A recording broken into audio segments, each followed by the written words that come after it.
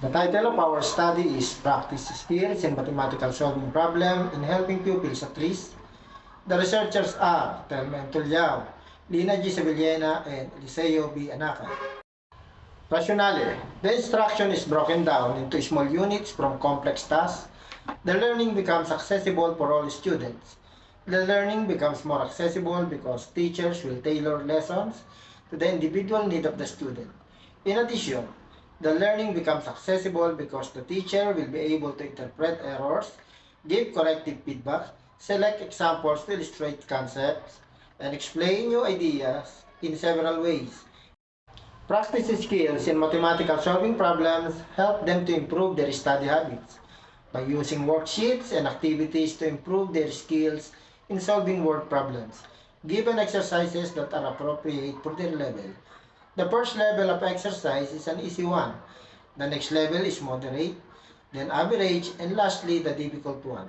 The research study sought to answer these questions. First, what is the performance of grade 2 pupils in their mathematics problem-solving lesson before the implementation of the intervention? Second, what is the outcome after the implementation of practice skills in problem-solving in mathematics? And last, is there any significant difference before and after the implementation of the practice skills in the word problems in mathematics class performance? The exercises word problem solving is prepared by the teacher. Every 2 weeks of distribution of worksheets levels up based on the learning competency of grade 2 mathematics.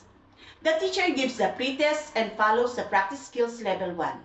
Then every 2 weeks they perform well, the pupils move to the next level up to 4th, which is the difficult word problems exercises. These are the steps in the problem solving. First, what is asked, then given, the operation, then number sentence, and last is the answer.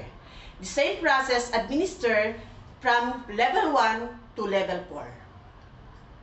The action research is conducted at Sungay Elementary School for the school year 2021-2022 for selected grade 2 pupils. The researchers get the data from the pretest, summative test results, weekly performance, scores per level practice skills worksheets, pretest and post-test, and parents' observation logbook. The data is gathered every 2 weeks based on the learning continuity plan of the school.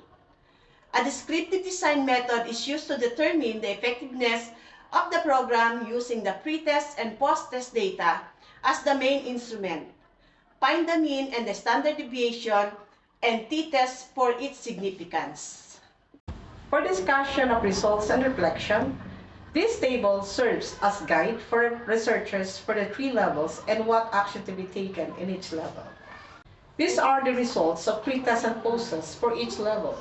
Every level has 2 weeks duration for the implementation of practicing their skills in problem solving. The table 1 shows in this category the level 1 that all pupils passed and moved to the next level since the exercises given to them for 2 weeks are easy ones. With the total of 15 words used in the exercises is more or less than 15 to 20 words only. Table 2 shows that out of 15 pupils, there are 2 pupils failed in the moderate level of problem solving.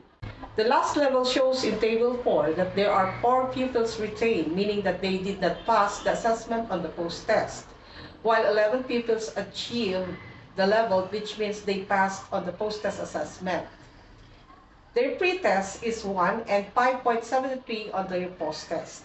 There is a difference of 4.73 from the post-test to the pretest, which implies that there is an improvement in the overall performance of word problem solving. The main instrument consists of 3 items, easy, 3 items moderate, 2 items average, and 2 items difficult, a total of 10 items. The pretest administers before the implementation of the program and post-test administered on the last week and the last day of the intervention. The results concluded that there is a significant difference based on the t-test results that the pretest is less than the post-test score. I therefore recommend this study to continue and be able to use in the class revision program of the school. The worksheet and exercises is being developed in accordance to the need of the students with the validation of the master teacher and the school head. Thank you very much, and God bless us all.